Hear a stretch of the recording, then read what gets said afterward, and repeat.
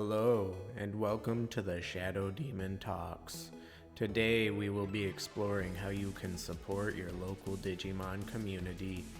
Interestingly enough, the local community is both the community that an individual has the most direct influence over, as well as the community that has the largest effect on said individual. And yet it generally ends up being the hardest for people to accomplish anything in.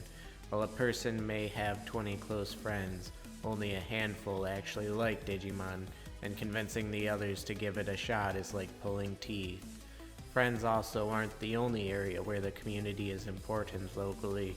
One may want the local anime club to get into Digimon, or for the local game store to start hosting tournaments for the new Digimon TCG. But for that to happen, there has to be an active player base. Today we'll be exploring some methods of manipulating our friends and others into embracing the Digimon franchise. And as a quick note, if you dislike or feel uneasy about the word manipulation, we can rephrase it to convincing them in an educated manner. So first, let's talk about recruiting friends into the series, as this ideally should be easier than recruiting strangers, although this isn't always the case. Now, if you have other friends who are into Digimon, then your work is cut out for you. You see, there's basically a checklist we're going to go through to sway them into getting into Digimon. The first is tribalism. Which tribes do they most closely relate to, and how can we relate that back to Digimon? The second is FOMO, or the fear of missing out. If you have mutual friends who are into Digimon as well, you can use your friendship as one of their tribes and then talk about a certain Digimon title in front of them every chance you get. They'll feel left out, but they'll also feel as if they're missing out. Your job will be to wait for the right moment to steer the conversation to include them and see if they want to try it out. Bonus points for relating Digimon to things they like while not talking to them. Humans are prideful creatures though, so we want it to ideally be their idea, or at the very least something they chose to do, as there wasn't many options. In contrast, one should never just try to push someone into doing something. This will rarely get someone to do something, and even then they'll be defensive and inclined to dislike it. So far, we've got to make them feel like Digimon is attached to their identity by being attached to things like their friends or other media that forms their identity. Make them think that Digimon has started to play a large role in their identity and that they haven't experienced it yet, so there is not just a desire but almost a need to experience it. Then casually give them the opportunity to experience Digimon without forcing it on them, so they feel as though it was their decision. Now, what it is they experience, be it video games, anime, toys, etc. It's up to what you know about them, and luckily Digimon has a bit of everything.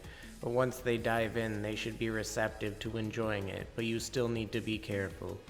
Too often we let our egos get the better of us when we watch someone else doing or watching something we've already experienced, so we want to force either our opinions or our knowledge onto these people, which can be extremely off-putting and make someone want to stop enjoying the series.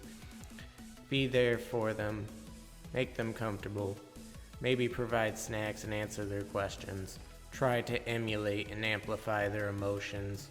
If they're getting nervous, feed into it and make them start questioning their decisions. If they are happy, celebrate with them. They don't need to min-max everything, and they don't need to experience everything the series has to offer right away. This is a world you're well versed in, but for them it's new. Let them take it all in. And once you get one friend in, you can generally get more in much easier as your circle becomes more and more fixated on Digimon.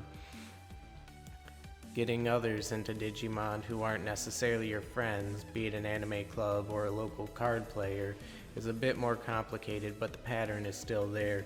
You have to be opening to listening and figuring out their taste, and then subtly offering that Digimon accomplishes everything they want. You can never try to force Digimon onto someone, but you can make it sound like something they've been missing all their life. Another really useful tool is that many times you aren't the only person that enjoys sharing your hobby, so you can openly discuss that you are trying to get others into Digimon, and that if they give Digimon a try, You'll give one of their recommendations a try and you can both discuss it afterwards.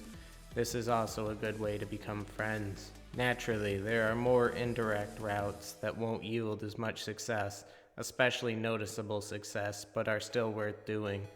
Walking around with Digimon clothing, for instance, is a method of casually advertising for the series. If someone who hasn't heard of Digimon in 20 years sees your shirt, he might give it a Google search and realize it's coming back. Another pretty decent method of advertising that abuses tribalism and FOMO is, well, littering.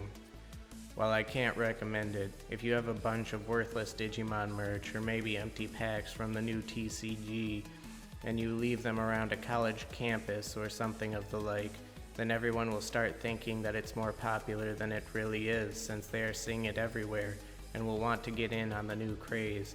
If you think that sounds ridiculous, a very popular energy drink did that very trick with empty cans when they were first starting out. At any rate, if you only take a few things away from the video, it's to not impose yourself on others when trying to get them into something. If you get them to think that it's their idea to start it, they'll likely stay with it. And the more people you recruit, the easier recruiting is, as will be seen in Operation Generation of Light. Anyway, until next time guys, stay wholesome.